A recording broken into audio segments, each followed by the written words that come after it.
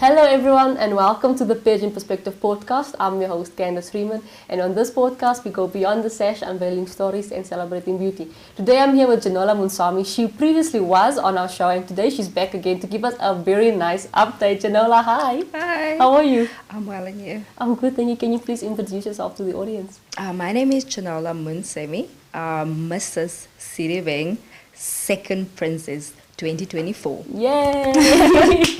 Awesome, congratulations, Thank Junola. you so much. We at Pageant Perspective Podcast are very proud of you. Oh, thank you. And we're happy that we could be part of the journey. Yes, You it's remember? quite a journey. Yeah. So the last time you were here, you had entered Mrs. Universe. Can you tell us how that went? Because just after that, you went for the grand finale, am I right? Yes, yes. Can you please tell us about that? How was that experience for you? Oh wow, that was awesome. When I went into Mrs. Universe, I've learned so much. We went on to the biggest stages. So it was like spotlights, makeup, production. You actually had to learn steps because we were doing like production. So production, which means we're gonna have to like dance. Oh, you like to dance a bit. And go like lot of ramp work. So we had the swimming wear, and then we had a traditional like our showstopper kind of that national costume, and my outfit was a traditional outfit. It was Zulu, yeah. So and then we had the evening. So it was quite big and the audience was amazing. I didn't have a lot of people in the audience, but I just heard people screaming for me. So it was so encouraging to like, okay, let me do it. It's like so amazing. Oh. Was the crowd big at the grand finale? Yes, it was quite big. Sure. And the stage, the spotlight, the lights, everything was big. And you made it to the top 5. That's actually like you actually did very well. You did very well. Yeah. You made it to the top 5. And then you were like, listen here, I'm continuing. And then you went on to Mrs. Sedibeng. Yeah. Tell us about Mrs. Sedibeng. How did you get to Mrs. Sedibeng? Mrs. Sedibeng, just as I finished in February with my grand finale on Miss Universe, then Wanda, I think you know her daughter, Tando, she does a lot of modeling and she's so good. And I know her mom is always encouraging her. And she's encouraged me, you know what? You're doing good. Why don't you just continue? And then, because I can see you enjoying this.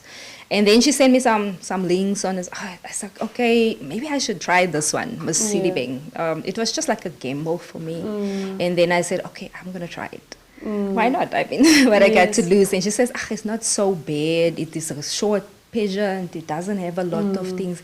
And this pageant has different categories from 2 years old, Miss, Tween, Miss Little, Miss Teen, up until Misses. So which means from 2 years old to up to 60 years old can enter. Sure. Yeah. That's a lot of categories. Yeah, we have to actually wait also like for the categories to finish and then we are actually the last. It's actually muster also in there. Yeah. Okay. Yeah. And what was the experience like? Was there a few meetups? Was it a little bit of a journey pageant or anything like that? We started in April, and then May we get all our information, like our calendar. So we did like a charity. We do like our social media advertising the sponsors, and unlike Miss Universe, we had to actually just advertise the sponsors. Okay. We didn't have to actually go look for sponsors, which was a big difference. Yeah. What would you say was the biggest difference between the two pageants, like in terms of your own personal growth? What have you learned in one and what has the other one done for you? Oh, the bigger one, the Miss Universe, it's taught me a lot of confidence, a lot of self-care, also that confidence of going on the stage and stuff. I didn't have that at all. I was so fearful. So when I went into Miss Sedibeng, when we did our prelims, I was like, okay, I can do this. Yes. Like I've done this before, so I prepared myself. I put on my heels and started also practicing. So I normally do my practicing a lot. I cook and I clean and I do everything, walk around with the heels up until I'm not confident. Then I go onto the stage. So that was like, I think, just learning. Oh, that was amazing. Yeah. So with Mrs. World, it was the confidence. Yeah. And then you just took that to Mrs. Sedibeng. To Mrs. Sedibeng, yeah. You actually learn a lot from the smallest child, 2 years old, and you're like, what have I been doing? And the child is like so feisty and they're so amazing. They like move on the stage. Their stage looks like nothing. And you're like, okay, I don't know what I've been doing. Like, It's beautiful to see the young girls doing so great on the stages. Confidence, wow. What with Mrs. Sedibeng, did you guys take part in any community projects? Yeah, we did a charity at Catherine's house, and that was something amazing because you go out there and there's children. There is, I think that the oldest child is like, the oldest was 16 or 18 or something, and then the smallest was like 4 years old. So we had to like do old clothes, sanitary pads, non-perishable items and stuff like that, and we went to give them. Oh, they were so thankful, and they said, come and have time with the children, spend time, have a braai with them, so that they can know how it is to have a family, you know. So that was sad, because I'm just like, wow, there's some people that don't have families out there. There's children that don't know how to experiencing. What it feels like to sit at a table with mom and dad. To mom and dad. And I'm just thinking sometimes we take things for granted, when you actually hear that. And she was like saying, Catherine was saying, come guys, come have fun with the children so that they can experience it. And that was quite amazing. I was like in awe to hear that. That is, Yeah, that's beautiful. It does change your perspective. It makes you grateful as well, you know, and it does change your perspective on a lot of things. And then with regards to, you know, family and friends, do they support you? What's their outlook on what you're busy with?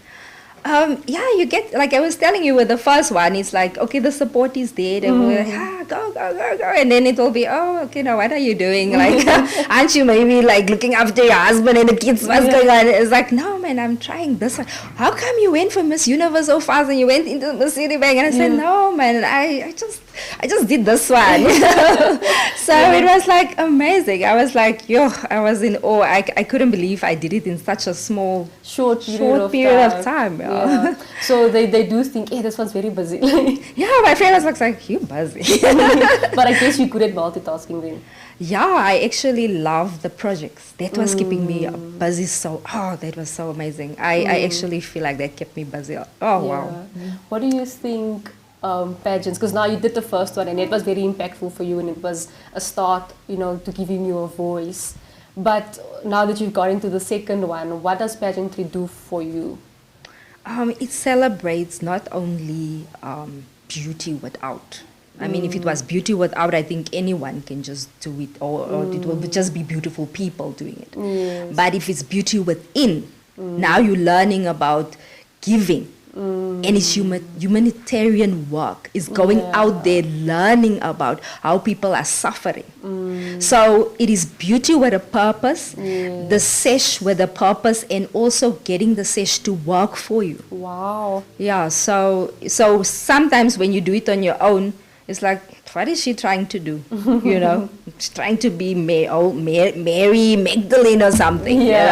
So when you do it now, then they will, with a sesh, okay, there's a purpose there. Yeah. There's something different there. There's something, they've seen Miss Universe, they've seen pageantry, and they know it's about human work. It's about humanitarian work. It's about going out there and going groundwork all the time. If people come to you and told you that they look up to you or that they're so proud of you. Oh, there was a few that said, wow, are we proud? That's beautiful. Yeah. And you know, you started doing this later in your years. Yeah. I'm not saying you're old, you're beautiful and young, you're vibrant. But it came as something after a while, and after you got married, you were like, listen, nothing's gonna hold me back. Junola Munsami, here she comes. Yes, that is something else. Yeah, I think a lot of people would say, yeah, you old, you should be watching other stuff. But anyway, I'm so encouraged by the womanhood in it. I'm like, I said, this powerful woman out there, you must hear the stories. It's amazing. So what would you say is the best thing about pageantry? I know you always speak about community work and you love that. I love charity work. Yeah, charity. What else is there that you would say? I love like the stage.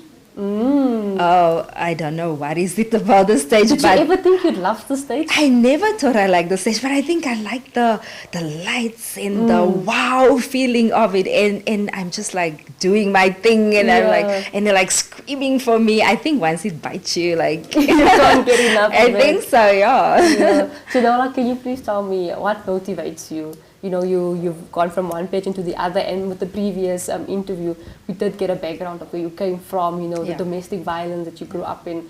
So today, as you are here, you know, looking so beautiful. Oh, thank you. What motivates you?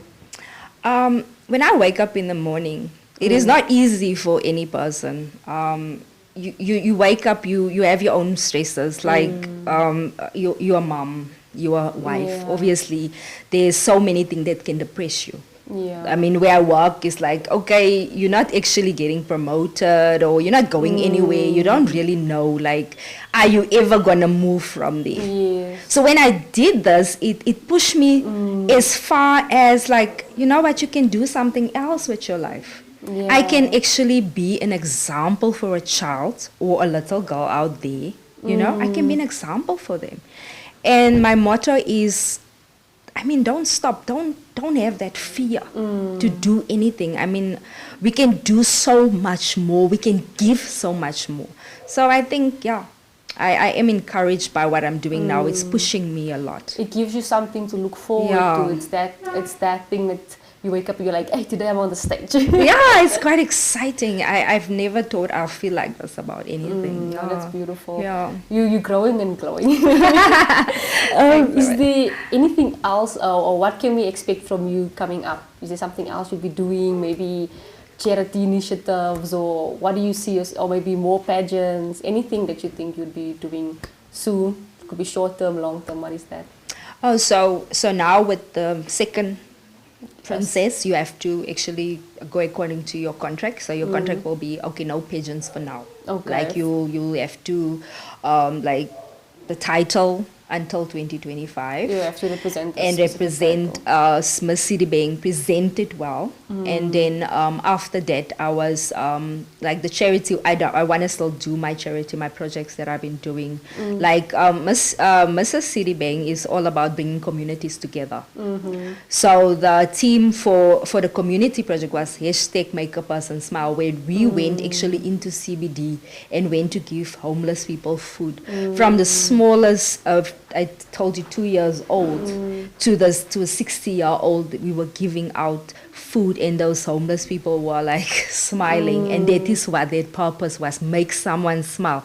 And it was so amazing to actually give them, like we will go up and give them, and then they will take photos, and then we just like rotate and keep on giving. And yes, you can see the change or the difference that you are making, even as a small baby. And that was something amazing. That's beautiful. With regards to, you know, your life in general, you're a mom, you're a wife, but how would you like to be remembered by most people, maybe everyone that knows you? How would you like to be remembered?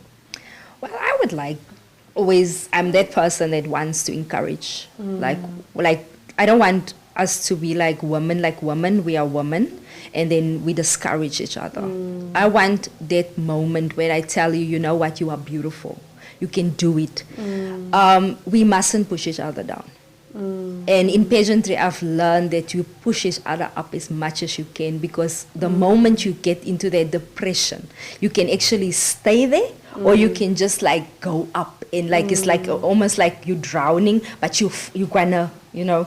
But I'm there to pull you out. So that is what I want myself to be remembered for pulling you out of that hole, and because I know I was there. Wow. I was there, so I know exactly how it feels to be down. I know exactly depression, anxiety, not getting out of the bed because you can't get up.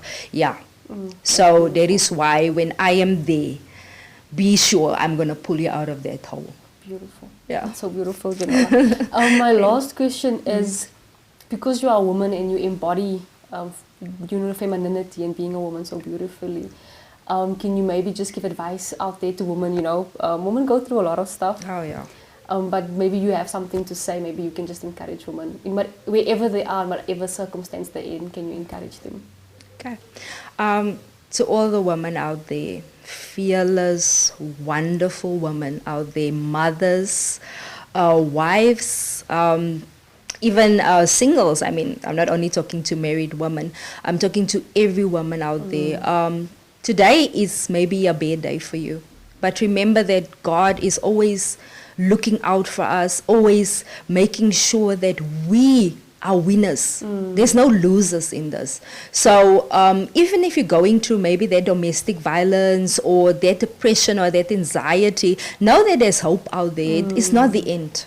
I am a living proof of, I thought it was the end. I mean, I could have taken my life so many times thinking that I won't make it, I'm not worth it. Yes. But now that I look at it, from a little girl being beaten up and abused to a woman of this character and this fearlessness that is busy developing. I would say don't give up. Don't give up at all. This is not something that we cannot give up on life. We have to fight and fight out. Beautiful. Thank you so much, Junola. To all our beautiful ladies out there, it's the little steps that matter. Like take the first little step and the staircase will appear before you. Yeah. To our viewers, thank you so much for watching. From me and Junola Munsami and the Pageant Perspective Podcast, it's bye. Bye.